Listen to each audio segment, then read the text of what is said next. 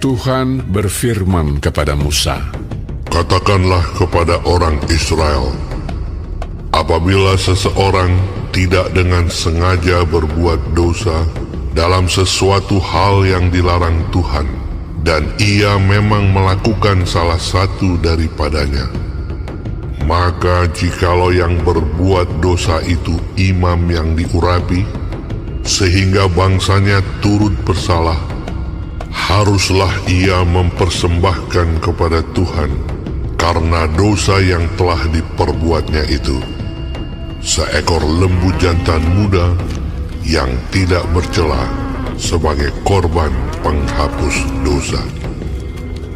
Ia harus membawa lembu itu ke pintu kemah pertemuan ke hadapan Tuhan. Lalu ia harus meletakkan tangannya ke atas kepala lembu itu dan menyembelih lembu itu di hadapan Tuhan. Imam yang diurapi itu harus mengambil sebagian dari darah lembu itu, lalu membawanya ke dalam kemah pertemuan. Imam harus mencelupkan jarinya ke dalam darah itu dan memercikkan sedikit dari darah itu 7 kali di hadapan Tuhan, di depan tabir penyekat tempat kudus.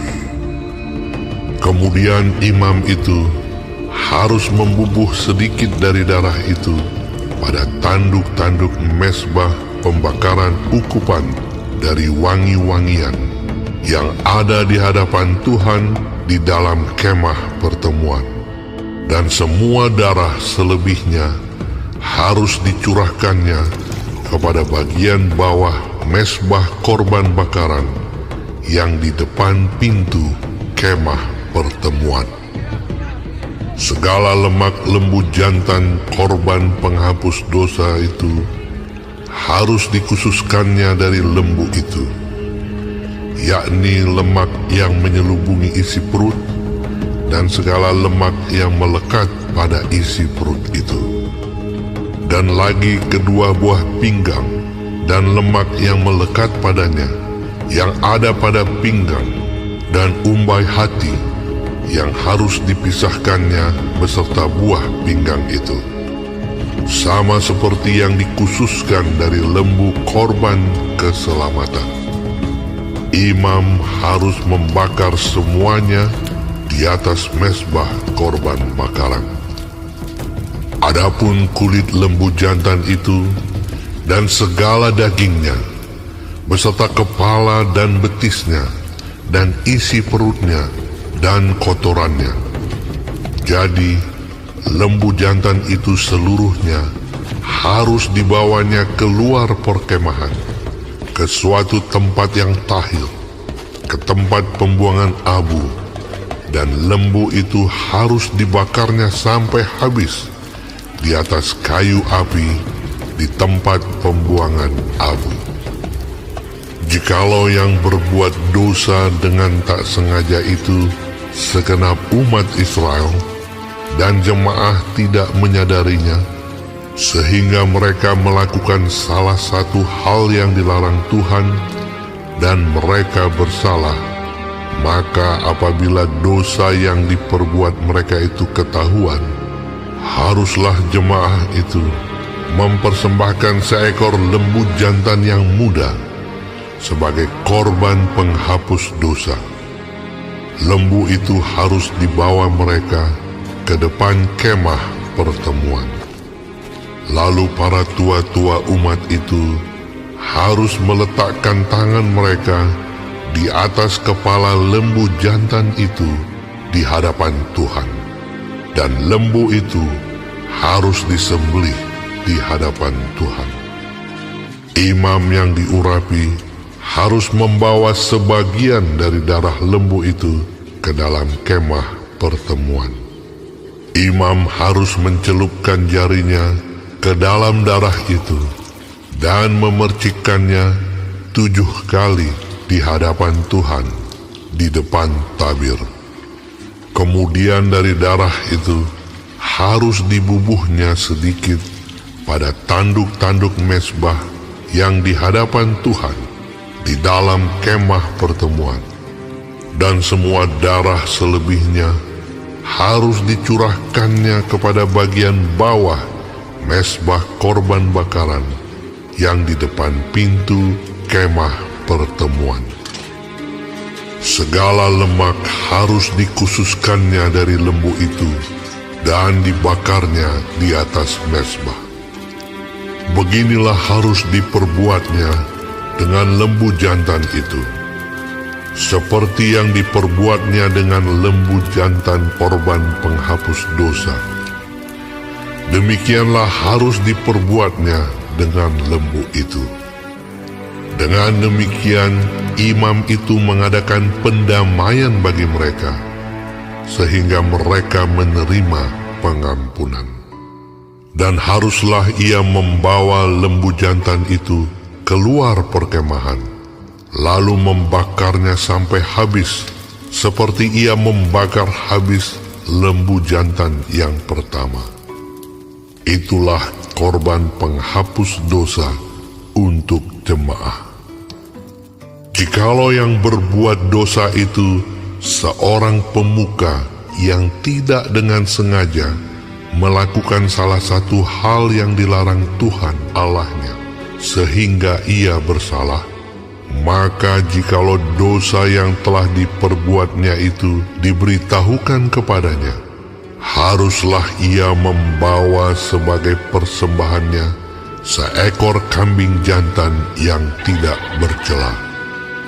Lalu haruslah ia meletakkan tangannya ke atas kepala kambing itu dan menyembelihnya di tempat yang biasa orang menyembelih korban bakaran di hadapan Tuhan. Itulah korban penghapus dosa. Kemudian haruslah imam mengambil dengan jarinya sedikit dari darah korban penghapus dosa itu, lalu membubuhnya pada tanduk-tanduk mezbah korban bakaran. Darah selebihnya haruslah dicurahkannya kepada bagian bawah mezbah korban bakaran. Tetapi segala lemak harus dibakarnya di atas mezbah, seperti juga lemak korban keselamatan. Dengan demikian, imam mengadakan pendamaian bagi orang itu karena dosanya, sehingga ia menerima pengampunan. Jikalau yang berbuat dosa dengan tak sengaja itu seorang dari rakyat jelata, dan ia melakukan salah satu hal yang dilarang Tuhan, sehingga ia bersalah, maka jikalau dosa yang telah diperbuatnya itu diberitahukan kepadanya, haruslah ia membawa sebagai persembahannya karena dosa yang telah diperbuatnya itu seekor kambing betina yang tidak bercela. Lalu haruslah ia meletakkan tangannya ke atas kepala korban penghapus dosa dan menyembelih korban itu di tempat korban bakaran. Kemudian imam harus mengambil dengan jarinya sedikit dari darah korban itu, lalu membubuhnya pada tanduk-tanduk mezbah korban bakaran. Semua darah selebihnya haruslah dicurahkannya kepada bagian bawah mezbah. Tetapi segala lemak haruslah dipisahkannya, seperti juga lemak korban keselamatan dipisahkan. Lalu haruslah dibakar oleh imam di atas mezbah menjadi bau yang menyenangkan bagi Tuhan. Dengan demikian, imam mengadakan pendamaian bagi orang itu sehingga ia menerima pengampunan.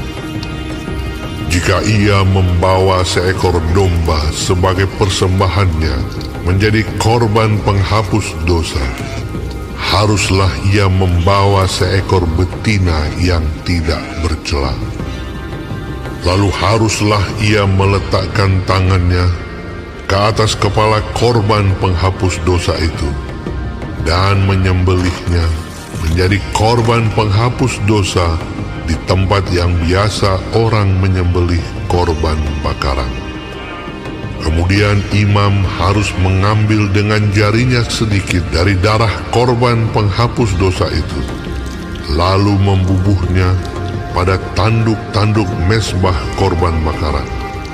Semua darah selebihnya haruslah dicurahkannya kepada bagian bawah mezbah.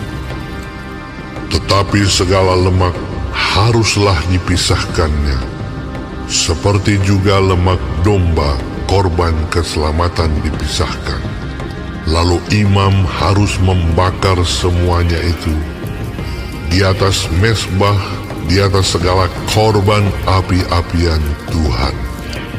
Dengan demikian, imam mengadakan pendamaian bagi orang itu karena dosa yang telah diperbuatnya, sehingga ia menerima pengampunan.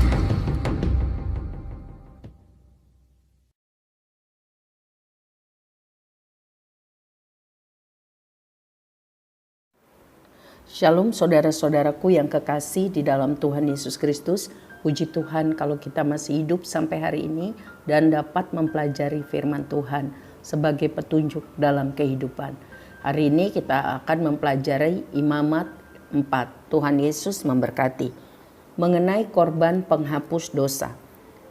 Korban penghapus dosa adalah bagi orang-orang yang berbuat dosa tanpa menyadarinya atau berbuat dosa karena kelemahan, kelalaian, yang tentu berbeda dengan pemberontakan terbuka terhadap Tuhan. Baik individu maupun kelompok dapat bersalah karena dosa yang tidak disengaja. Peraturannya adalah harus berkorban binatang yang berbeda untuk dosa-dosa yang berbeda. Tuhan menuntut korban penghapus dosa agar orang yang berdosa karena ketidaktahuan, karena lemah atau tidak sengaja dapat menerima pengampunan dosa. Dosa yang dilakukan dengan sengaja itu berbeda. Bilangan 15 ayat 30 sampai 31 mengajarkan kepada kita, Bilangan 15 ayat 30 sampai 31, tetapi orang yang berbuat sesuatu dengan sengaja, baik orang Israel asli, baik orang asing, orang itu menjadi penista Tuhan. Ia harus dilenyapkan dari tengah-tengah bangsanya, sebab ia telah memandang hina terhadap firman Tuhan dan merombak perintahnya. Pastilah orang itu dilenyapkan, kesalahannya akan tertimpa atasnya. Jadi berdosa dengan sengaja melawan kehendak Tuhan, hukumannya sangat mengerikan, yaitu kematian. Ya, saudara-saudaraku yang kekasih di dalam Tuhan, korban penghapus dosa melambangkan kematian Kristus yang mendamaikan dan menanggung hukuman karena dosa-dosa kita. Tetapi kematian Kristus pasti jauh lebih sempurna daripada korban penghapus dosa yang dicatat dalam Perjanjian Lama Imamat 4 kali ini. Jauh lebih berkualitas kematian Kristus di kayu salib, karena menyediakan pendamaian satu kali untuk semua dosa. Ibrani 9 ayat 12 sampai 14 mencatat, Ibrani 9 ayat 12 sampai 14, dan ia telah masuk satu kali untuk selama-lamanya ke dalam tempat yang kudus, bukan dengan membawa darah domba jantan dan darah anak lembu, tapi dengan membawa darahnya sendiri. Dan dengan itu ia telah mendapat kelepasan yang kekal. Sebab jika darah domba jantan dan darah lembu jantan dan percikan abu lembu muda menguduskan mereka yang najis, sehingga mereka disucikan secara lahiriah, betapa lebihnya darah Kristus yang oleh Roh yang kekal telah mempersembahkan dirinya sendiri kepada Allah sebagai persembahan yang tak bercacat, akan menyucikan hati nurani kita dari perbuatan-perbuatan yang sia-sia supaya kita dapat beribadah kepada Allah yang hidup. Puji Tuhan. Sebagai orang percaya kepada Kristus, kita selalu membutuhkan tutupan darah Kristus, kuasa Kristus yang menolong kita mengampuni segala kesalahan, kelemahan, dosa yang kita buat tidak sengaja karena kita manusia yang penuh dengan kerapuhan. Tetapi kita sudah belajar dosa yang disebabkan oleh sikap memberontak terhadap Tuhan, tidak mau taat kepada firman-Nya, akan membuat kita dijatuhi hukuman dan kematian rohani, kecuali kalau kita mengakuinya dan bertobat. Artinya tidak mau lagi melakukannya melalui iman yang terus-menerus diperbaharui kepada perdamaian yang dikerjakan oleh Kristus. Ibrani 10 ayat 26 sampai 31 mengajarkan. Ibrani 10 ayat 26 sampai 31. Sebab jika kita sengaja berbuat dosa sesudah memperoleh pengetahuan tentang kebenaran, maka tidak ada lagi korban untuk menghapus dosa itu. Tetapi yang ada ialah kematian yang mengerikan akan penghakiman dan api yang dahsyat yang akan menghanguskan semua orang durhaka. Maksudnya neraka bagian orang yang durhaka, yang sengaja berbuat dosa dan tidak mau bertobat. Ayat 28, jika ada orang yang menolak hukum Musa, ia dihukum mati tanpa belas kasihan atas keterangan 2-3 orang saksi. Betapa lebih beratnya hukuman yang harus dijatuhkan atas dia yang menginjak-injak anak Allah, yang menganggap najis darah perjanjian yang menguduskannya, dan yang menghina roh kasih karunia. 30. Sebab kita mengenal dia yang berkata, pembalasan adalah hakku, akulah yang akan menuntut pembalasan, dan lagi Tuhan akan menghakimi umatnya. Ngeri benar kalau jatuh ke dalam tangan Allah yang hidup.